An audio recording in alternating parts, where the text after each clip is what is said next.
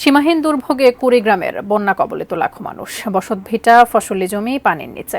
অনেকেই আশ্রয় নিয়েছে ঘরের মাচায়, ভেলায় আর নৌকায়।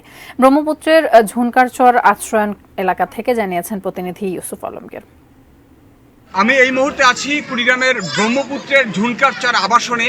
এই পুরো ব্রহ্মপুত্রের এই যে চারিদিকে পানি থই থই করছে এবং এই পানি থই থই অবস্থায় অনেক নদী ভাঙনের শিকার হয়ে যেসব বাড়িঘর, তারাও কিন্তু এই আশ্রয়নের মাঠে এসে আশ্রয় নিয়েছে। বাড়িঘর অন্ততপক্ষে শুধুমাত্র চালগুলো এনে রাখছে।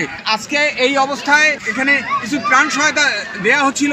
এখানে মোট 30টি আশ্রয়নের ঘর আছে। সেই ঘরে মানুষজন আশ্রয় নিয়েছে এবং সেই আশ্রয়নের ঘরে স্বাস্থ্য বিভাগের উদ্যোগে মেডিকেল টিম গঠন করা হয়েছে।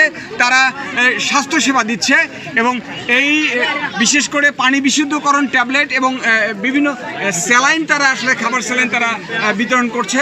এই ব্রহ্মপুত্রের যে অববাহিকা আছে সেখানে যে পানির মানুষের বাড়ি ঘরে পানি উঠেছে, মানুষের বিভিন্ন টিন সুইচুই পানি, এবং সেই টিন সুইচি পানি থেকে মানুষ বাঁচবার জন্যে এই যে একটু শুকনো জায়গা, উঁচু জায়গায় সে আশ্রয় নিয়েছে। এবং সকলে বলছেন যেভাবে পানি বাড়ছে তাতে এই আশ্রয় কেন্দ্রটিও কিন্তু পানিতে তলিয়ে যাওয়ার সম্ভাবনা রয়েছে এবং সেখান থেকে মানুষ এই আশ্রয় কেন্দ্র যদিও পানিতে তলিয়ে যায় তাহলে তারা আসলে কোথায় যাবে সেটিও তারা চিন্তিত হয়ে পড়ছে।